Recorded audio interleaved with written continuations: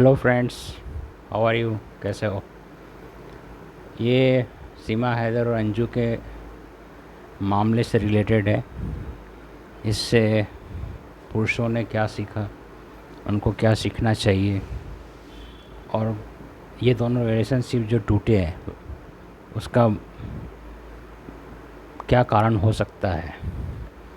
सीमा हैदर जो 30 वर्षीय पाकिस्तानी है और रघुपुरा इलाके से रहने वाले 22 वर्षीय भारतीय सचिन सचिन मीना से प्यार हो गया और वो इंडिया आ गई।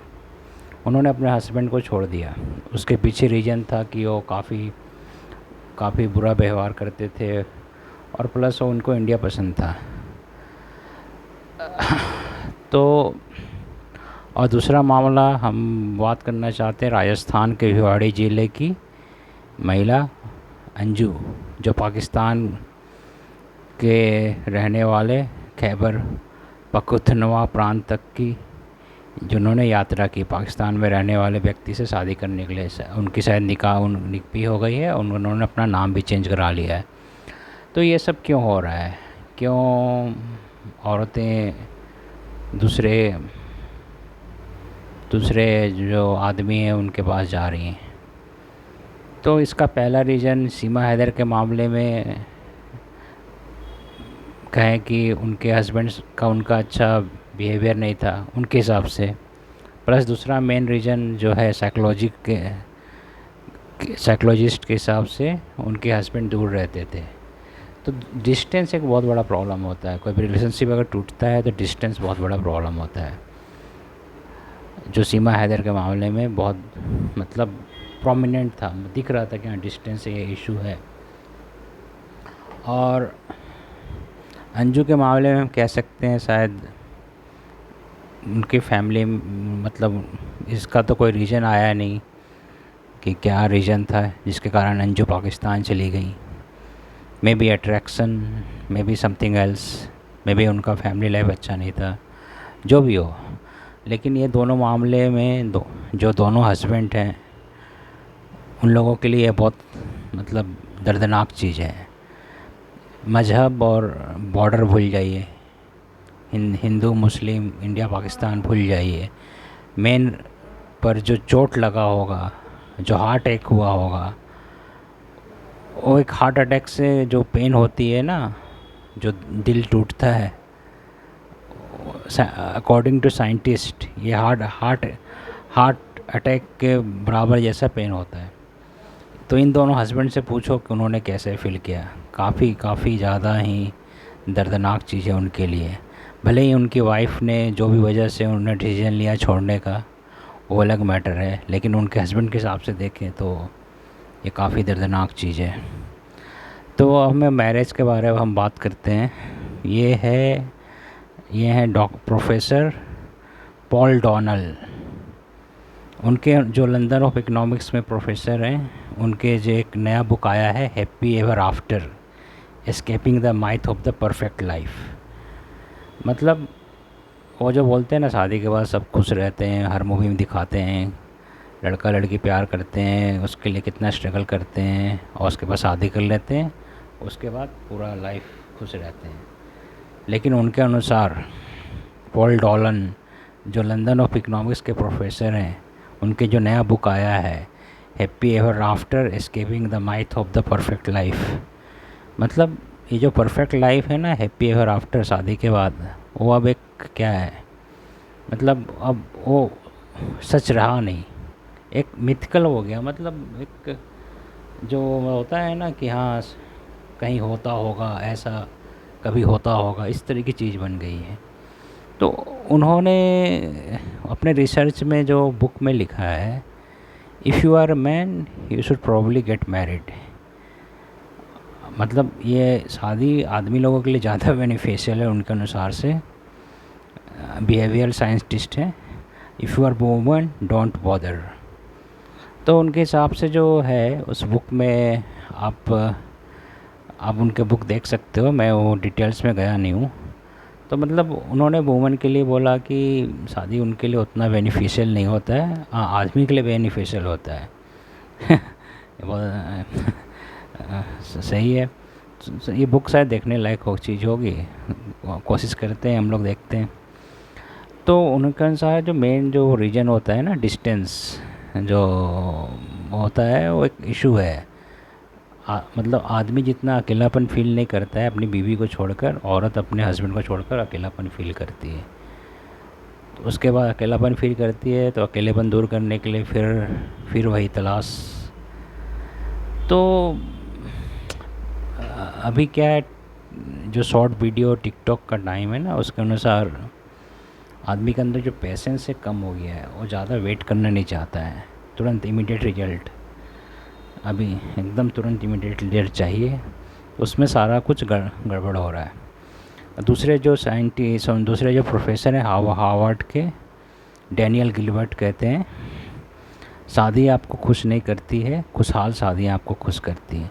मतलब शादी, ऐसा कोई बोलता है ना शादी कर लो सब ठीक हो जाएगा, ऐसा नहीं है। अगर आपकी शादी सक्सेसफुल है तभी आप खुश हो सकते हो। तो बहुत शादी करने का पहले सोच लो करना है नहीं करना है, क्या ये आपकी लाइफ को चेंज करेगा। आप सोचते हो कि खुश होने के लिए शादी कर रहे हो तो मत करो। पर हाँ, अगर आप शादी के बाद खुश हो गए, ऐसा आपको लगता है, तब आप करो।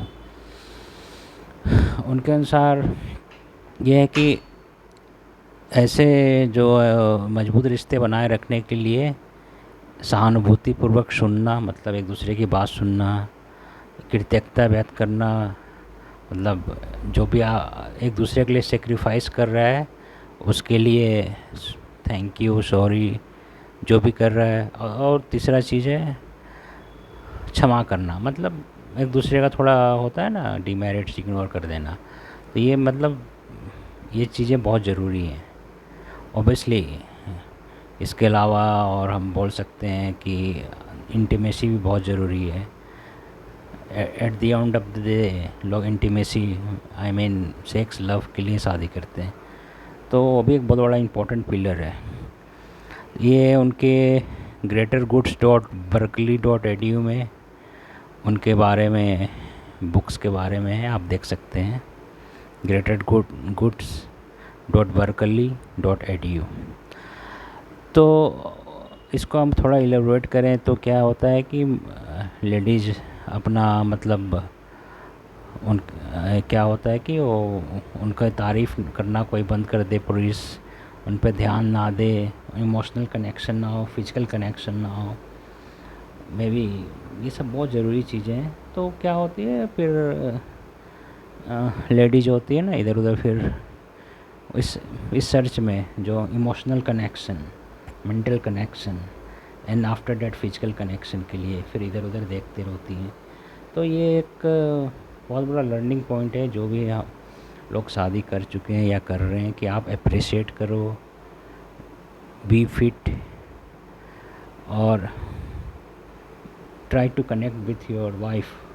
क्योंकि अब वो हमारे पेरेंट्स वाला ज़माना नहीं हुआ, एक बार शादी कर लिए तो भूल जाओ, वो कहीं आपको छोड़ के जाने वाली नहीं है बहुत टाइम चेंज हो गया है।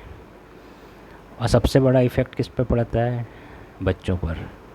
तो अपने किड्स के लिए कम से कम आप अपने आप को बेहतर करो, try to connect with your wife emotionally, mentally, be kind to her, be helpful and obviously physically. अगर आप बहुत दूर भी रहते हो तो कोशिश करो आप घर आओ, साल में कम से कम एक बार।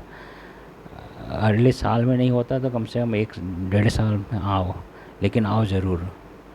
ये टाइम बहुत ख़राब चल रहा है बॉस।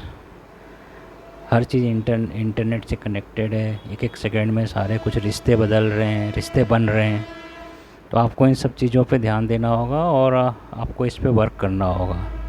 और पहले वाला ज़माना नहीं है कि शादी कर लिया भूल जाओ, नहीं। अंजू हैदर और ये दूसरा नाम क्या है जो इंडिया से चली गई, मीना, ये मतलब जीता जाता एग्जाम्पल है। लोग बोल देंगे हस्बैंड अच्छे नहीं थे, ये नहीं थे। क्या दोनों हस्बैंड अच्छे नहीं थे? क्या दोनों ख़राब थे? ऐसा नहीं है, कुछ ना कुछ तो प्रॉब्लम था ही बॉस उनके रिश्तों के बीच। तो बॉस रिश्तों के दरार कम करो और अपने आप को फिजिकली इमोशनली फिट करो। Be kind. अगर आप be kind towards nature, be kind towards animal होंगे तो आपको काइंडनेस हर तरफ से मिलेगी। और आँख मूंद पे किसी पे भी लो बिलीव मत करो। सावधान इंडिया आता था, मुझे बहुत अच्छा लगता था। वो सच्चाई दिखाता था। लोग हंसते थे, अरे अरे क्या, मेरे दोस्त हंसते, क्या देखते हो, उसमें एक ही चीज़ दिखाता है, लड़का लड़की को या लड़की लड़का को धोखा दे दिया। नहीं, धोखा दिया, लेकिन होता हो तो रहा है ना। क्यों धोखा दिया, रीज़न है उसके पीछे। तो आदमी को आँख खोल के जीना चाहिए, ना कि आँख मूंद करके। इमोशन फॉर फूल्स। इसलिए ज़्यादा इमोशन मत बनो, आँख खोल के देखो क्या हो रहा है, आपके पार्टनर्स की एक्टिविटीज़ क्या हैं, इस पर ध्यान रखो। ट्रस्ट करो, लेकिन आँख बंद करके नहीं। आँख बंद करके सिर्फ आप ऊपर वाले पे ट्रस्ट कर सकते हो, नीचे वाले पे नहीं। Pause, be careful, be kind to others and value yourself. अगर आप अपने आप को वैल्यू नहीं दोगे तो कौन देगा। स्टैंड फॉर योर सेल्फ, अपने लिए खड़ा हो, लड़ो। Okay boss. And never try to think about suicide and anything for any girls और बॉयज़। किसी आदमी या औरत के लिए आप सुसाइड करने के लिए सोचना भी मत। अगर वो छोड़ के चली गई, ठीक है, तुम नहीं तो और सही, और नहीं तो कोई और सही, कोई और नहीं तो कोई और सही। Okay boss. So ready for that coming tomorrow. Okay. और never be emotional fool, be kind to the be kind to others, be kind to the nature, be kind to animals, and protect yourself, protect your emotion. See you boss. Thank you.